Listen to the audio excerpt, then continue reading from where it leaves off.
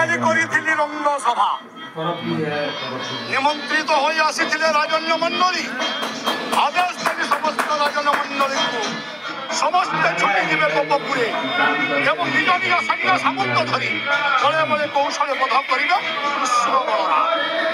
হেলে একে আশ্চর্য কৃষ্ণ সম্মুখরে সমস্ত রাজন্য মণ্ডলী ছত্রভঙ্গ দিয়েছে। এই সময় উপস্থিত হলে দেবশ্রী কহিগলে মতে গোমত ঋষির অছি অভিশাপ জীব নাই গোপনাত্রী তেণু ধনুযাত্রা আলোরে ডাকি আন তোরি ভণজাদ্বয় কৃষ্ণ বলরাম গোপন। তেণু ত্রিভুবন বিজয় কংসাসুর করিব ধনুযাত্রা সীতাও প্রেরণ করেছি নন্দরাজ পাশে লেখিଅଛି কংস হই মহারস আরে গোপপতি নন্দ আজ্ঞা প্রমাণে তৎকালে ছাড়িবু নহিলে ছেদিবি। এই চিতাউকু নেইকি যাইছন্তি পুরাতন মন্ত্রী অক্রূর মথুরা। চিতাউকু দেবে যাই নন্দরাজ চিতাউ পাইলে সেই নন্দরাজা রামকৃষ্ণ বেণী ভাইଙ୍କୁ অক্রূর সাথীরে পঠাইব গোপরু মথুরা।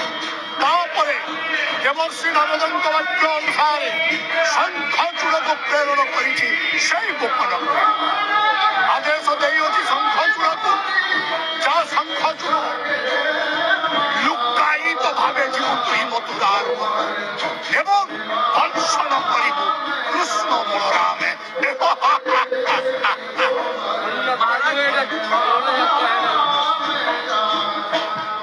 ত্রিভুবন বিজয় কংসাসুর করুଅছি ধনুযাত্রা আসিবে ভণজাদ্বয় কৃষ্ণ বলরাম গোপরু মথুরা।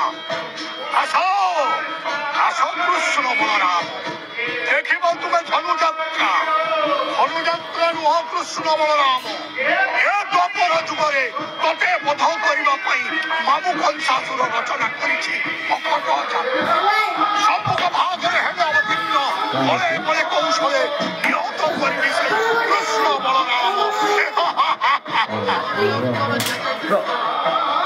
আজি রাজনীতি ভাবে ମୁଁ ତାଙ୍କୁ ଆଦେଶ ଦେଇଛି ମୋ ମଥୁରା ରାଜ୍ୟରେ ଏବଂ କଳିଙ୍ଗ ରାଜ୍ୟରେ ନାରୀମାନଙ୍କ ଉପରେ ଯୋଉ ଅନ୍ୟ ଅତ୍ୟାଚାର ହେଉଛି ତାହା କିଭଳି ଭାବରେ ବନ୍ଦ ହବ ସେ ଦାୟିତ୍ୱ ତମ ଉପରେ